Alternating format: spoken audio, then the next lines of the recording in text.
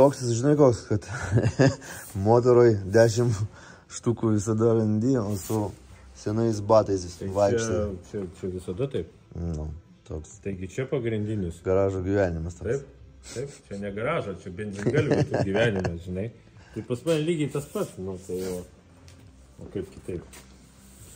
Tikrai taip. Nu ką, grįžtam. Sveiki draugai. Tai praeitam epizodė aš jūsų prašiau, kad jūs pakomentuotumėt ir parašytumėt savo VIN kodus. Ir kad aš išrinksiu 3 žmonės ir patikrinsiu jum nemokamai. Tai pirmas žmogus su niku Joginta Žiogaitė 6642 parašė VIN kodą ir parašė, kad mašina turėtų būti su istorija. Pasakojo, jog kokie 3 varikliai keisti, daužta buvus, įdomu ar tikrai. Tai prieš pradedant primenu tik tai, kad visada galite pasinaudoti mano kodų ARMEN ir gausit 20% nuolaidą savo ataskaitai. Tai matom, kad čia yra BMW 3 klasės. Prieinam iškart prie reikalo. Čia yra rida ir matom jau tokie pasikeitimai kažkokie yra ties 16-17 metų. Tai einam į apačią iš karto ir žiūrim į išrašus. Ir čia pastebėjau toks dažnas atvejis, kai mašinas, tarkim šiuo atveju buvo Vokietijoje, čia užfiksuota žala, buvo parduota ir mes matom, kad čia yra 16 metai. 17 jau buvo užregistruota ir atlikta techninė apžiūra Lietuvoje. Tai reiškia, kad 16 jau buvo parduota į Lietuvą ir pagal ridą matom iš karto, kad prašau, Vokietijoje kaip ir viskas buvo tvarkingai. 16 metais ta rida buvo 327 500. Ir kaip visada, kai atvažiuoja į Lietuvą, prašau, 17 metais sutvarko pažeidimus ir lietuviai nusprendžia, kad reikia dar ir atsukti ridą. Ir iškart turim 212 000 tos 500. Nu ir toliau kaip ir viskas tolygiai auga toliau. Tai realiai atsuko 110 000. Tai pridėjus prie šitos sumos galutinės, kur yra 300 grubiai tūkstančių, tai tikrai rida turėtų būti virš 400 000. Sekantį nugalėtoja bus Laura Bražiuvienė 1716 ir parašė komentarą, kad mus nustebins. Ok, tikrinam. Tai įvedė VIN kodą, matom, kad čia yra Volkswagen T6, dizelinas 25 metų, 96 kW visų varančiųjų ratų pavarą. Taip, einam prie išrašų. Ir čia, kaip visada, mus stebina. Tai matom, kad mašina iš Švedijos užregistruota, pasikeitė savininkas, atlikta tech apžiūra, žodžiu, čia viskas kaip įprastai, keitėsi tie savininkai, atliktos apžiūros kas 2 metus ir 12 metais pasikeitė savininkas, o 15 metais jau atlikta techninė apžiūra Lietuvoje. Reiškia, kad mašina buvo parduota į Lietuvą. Tai grįžtam prie ridos, žiūrim kokią situaciją. Ir matom, kad nuo 6 metų iki 12, iki 12 metų, kaip ir viskas ėjo gerai. Ta rida kilo, kažkokių įtarimų nėra. Ir kaip visada, kai mašina atsidūžta Lietuvoje, matom, 15, čia 12 ten pardavė, gal 13 ir 15 jau buvo registruota Lietuvoje. Iškart 623 000 mašina atsinaujina ir rida tampa 118. Nu čia jau toks naglumas, sakykim. Tai bendroji sumoje tikrai rida kažkur tai turėtų būti netoli 800 000, kas yra normalu. Sekantis nugalėtojas bus Žygintas Skvietkauskas 3538. Paliko komentarą įdomu, su kokiu lavonu važinėjau. Nu, pažiūrėkim. Įvedam VIN kodą, matom, kad tai yra Volkswagen Passat 27 metų dizelinas. Turim šiokių tokių nuotraukų. Rida 234. Matosi biški čia rudelių kažkur yra, galinis bamperis pabrozdintas. Nu, bet čia kaip tokiem Passatam, sakyčiau, dar visai nieko baisaus. Pats tokį turėjau, tai žinau, kokios jie apskritai būklės būna, sveika, gerą rasti, tai čia praktiškai neįmanoma. Rida užfiksuota 235 tūkstančiai, kažko labai blogo čia nematau, techninė apžiūra sėkmingai atlikta Norvegijoje 20 metais, 12 mėnuo. Norvegija, parduota, užregistruota, atlikta techninė apžiūra. Netoks ir lavonas, žinok, pasakyčiau, geras darbinis Passatas. Prie to pačio galima ir YouTube kontentą pafilmuoti kaip... Sveiki, tai darome filmavimą, reklamai. Jo, krem de la krem. Čia pas mus. Ai, jau dar nėra. Biški pagreitintai čia norėjau. Nusitaikau tik tais. Taip, operatorius nusitaikęs. Herzlich willkommen bei Mercedes-Benz. Gerai. Aš paspaudžiau čia. Bet aš jau rankinuką gerai, kad kitaip laikau. Toks va blogerio gyvenimas. O dabar aš jau įlipu va taip. Šitą turiu? Labai trenkiu ir negražiai šiaip uždariau. Nieko baisaus, tai pasakykit, Simona, kada pristatymas kvepalų bus? Jau dabar galima rasti. Mano žiūrovai visi... Jau čia, kai bus išleistas vlogas, jau bus išėjęs ir tas videkas. Galimai. Įsidėmėkit. Gaila, kad video mes negalime pertikti kvapą, bet... Bet aš galiu pasakyti, kad ką tik išmėginau. Emocija gera. Aš esu dabar naujas favoritas. Čia yra naujas meilės kvapas. Rankinukas blizga užsidaro. Jo, bet šitas paltas negražiai. Dar kartą gerai. Padauk, tik dar neišlipk iš mašinos aš tada. Fokusą greit atsimatuoju. Antras dublis. Čia greičiau su ant vietos sėdėdamas šitą videką YouTube įkelsiu, negu reklamą išės. Pabūk dar biškį? Tai drąsiai, aš dar čia. Nu ką, ar pavyko pagauti kadrą? Pavyko, turim čia dabar. Kiek iš 5 teikų turim? Tai čia šiaip aš skaitau jau dar gerai. Gerai? Gerai, jeigu iš 5 pataikom, viskas čia gerai. Nu šiaip jau, ne 31. Bet yra, iš gražiai, dar pusę padaryti reikia. Tai dabar keičiam lokaciją? Jo, reiks pasivažinėti jaučiu ir tada į kitą vietą nuvažiuosim, padarysim pabaigą. Tai davai, šoku aš už vairo. Davai. Tai šitą turim, tada greit perėsiu galvoju visą siužetą.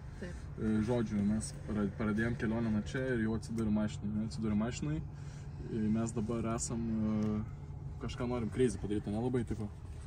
Ir mes pasikapėm kvepaliukais ir išpratėjom. Aš tai galvojau, kad reklamą jau būna į priekį sugalvota, tai pažinai, visi... Ne, tai mes čia esame. O čia pasirodo kūrėm ant vietos. Reikia pažiūrėti ar ne.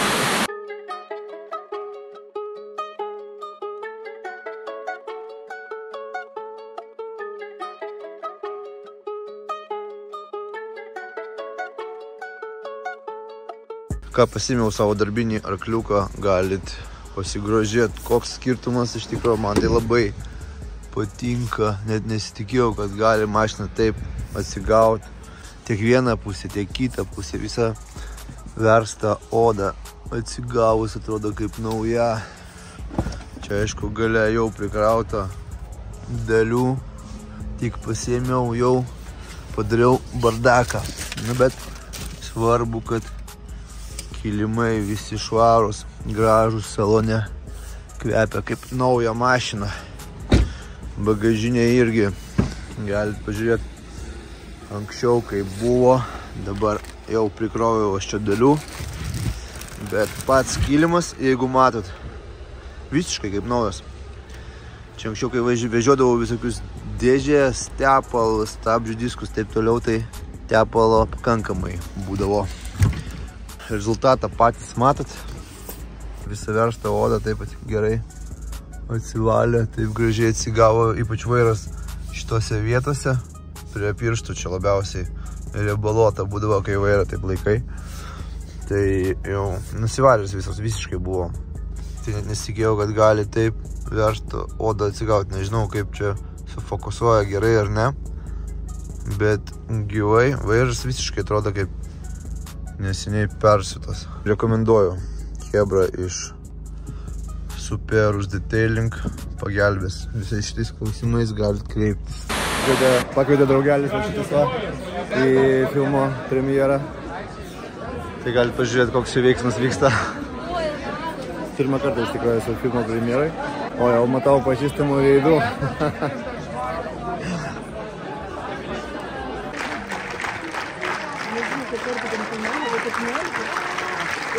Labai trumpai kaip prodiuseris noriu padėkoti šiam nuostabiam kolektyvui, nežinau, kiekvienam asmeniškai, kad tikrai sudėtingas didelis projektas nuo popieriaus lapo, nuo pirmų peržiūrų originalo tapo šiuo nuostabiu filmu.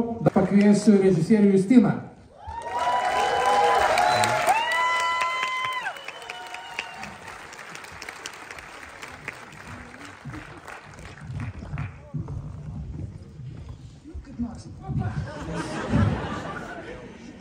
Labas vakaras, brangiai. Iš tikrųjų, džiaugiasi širdis, bijo, daužosi, bet yra šiandien vakarą labai laiminga. Visų pirma, norėčiau nusilenkti savo mylimai, gerbiamai svajonių komandai. Ačiū Jums, mėlyje.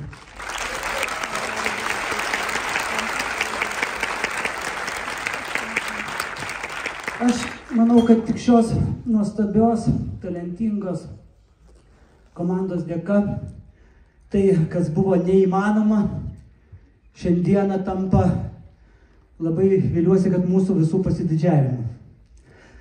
Tik tokie atsidavę, besąlygiškai mylintis savo profesiją, žmonės gali ir žiūrovišką kiną, manau, įrašyti į Lietuvos kino istoriją.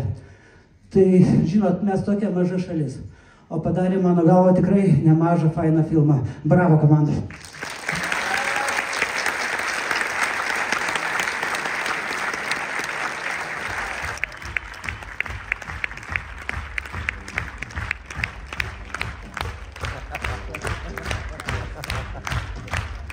Ką tik po premjeros, galim paklausti brolių, kokia jūsų nuomonė? Žinokit, senėjo taip nesijuokėm. Taip.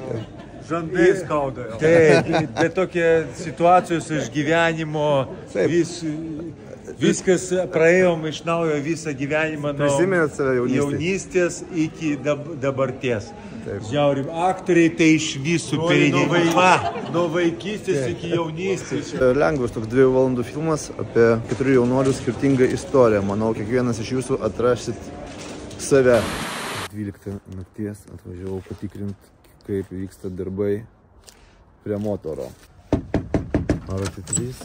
O, kolega. Nepasigirdo. Nepasigirdo. Tai kokia čia bėda buvo?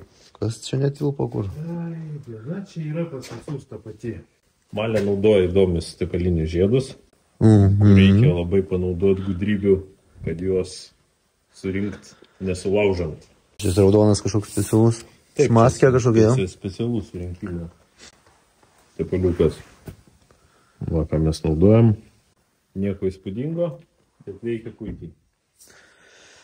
Kiek čia dabar užtruks dar visas kitas procesas iki viršaus surinkti? Jeigu be nuotykių, kaip paprastai būna, kad jie išlenda proceso metu. Kurioje vietoje čia jau gali kažkas daryti? Žinai, kaip visada čia tų nuotykių atsiranda. Tai va, tai manau, porą dienų ir turi būti.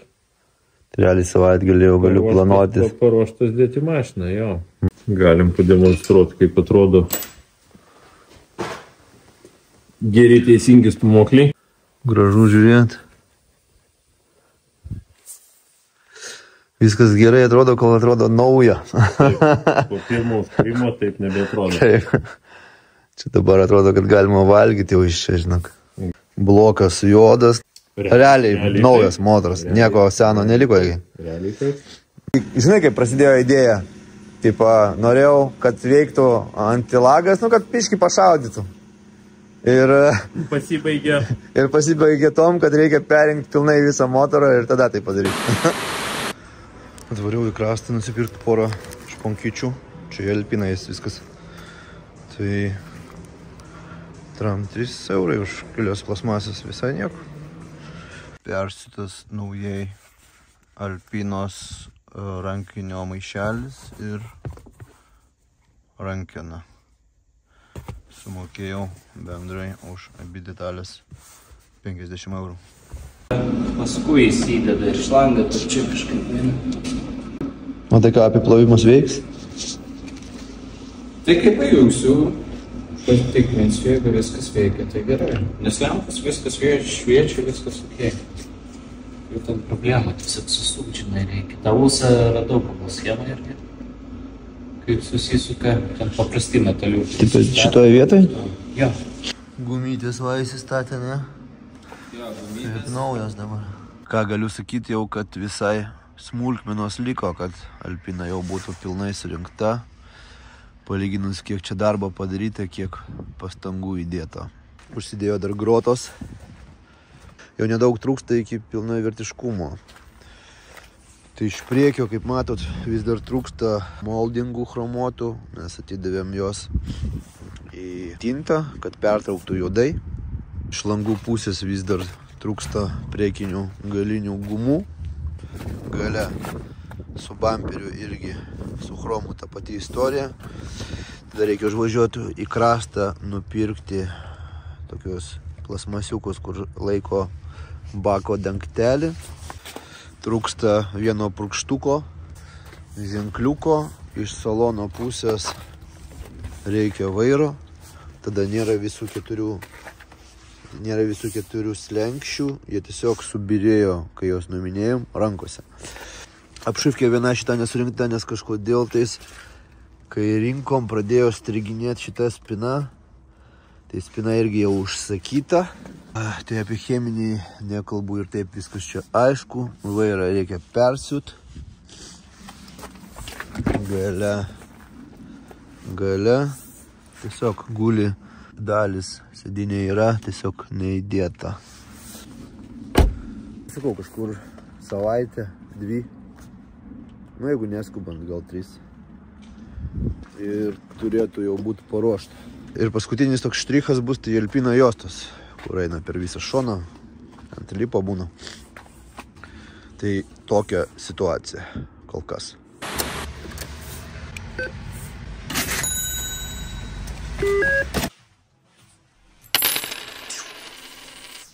Dabar žiūrėk, čia yra išstatinėjimui,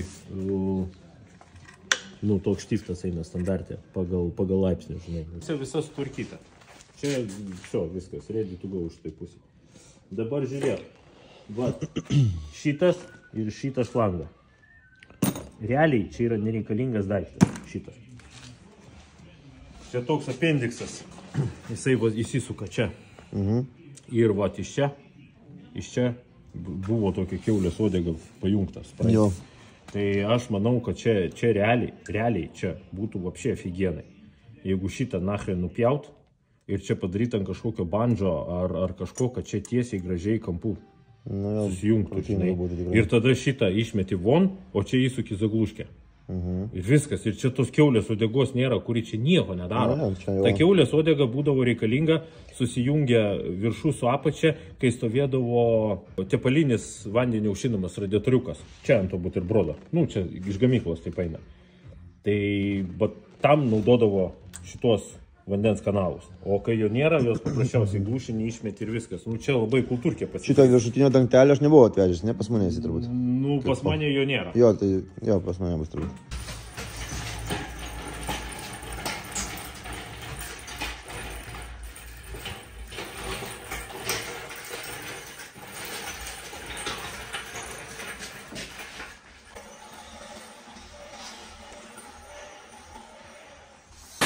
Puikiai matom, kaip rūdžių surišėjas puikiai atlieka savo funkciją. Visas tas plikas metalas pasidengia apsauginę plėvelę. Čia dar tik vienas sluoksnis dabar buvo pravarytas. Ta diena nevariau antro, daviau kelias dienas išdžiūt gerai. Ir šiandien prasėsiu dar dėl viso pikto antrų sluoksnių ir bus iš vis ramiai galva. Tai ties čia vietą jau galit spaust like, pakomentuot, pasidalint, padėkit kanalui augt ir užbūstinkime algoritmus. Kaip ir sakiau, išvažiuoju jau šį antradienį išskrendu į kelionę, į labai tolimą šalį, niekada ten nebuvęs ir galutinės kelionės taškas iš tikrųjų buvo sugalvotas netikėtai, neplanavau, bet taip gavosi. Tai komentaruose galite atspėti, kokia tai šalis ir keliam iš jūsų aš būtinai atvešiu lauktuvių. Tai nepamirštam, kad konkursas su Marsu irgi vis dar vyksta ir iki gegužės liko netaip ir daug ir skelbsiu jau nugalėtojus, kas galės prasilėk kartu. Kada dabar susimatysim, tiksliai pasakyti negaliu, nes antradienį išskrendu, tai jeigu pavyks, nebus jokių niuansų, tai manau kokį penktadienį, gal šeštadienį įkelsiu jau epizodą iš kelionės. O kai žiūrit kanalą ir dar nepasubscribinę, tai pasubscribinkit, nepatingėkit, kad nepraleist sekančių serijų, nes dar bus daug visko įvairiausio, patikėkit. Čiau.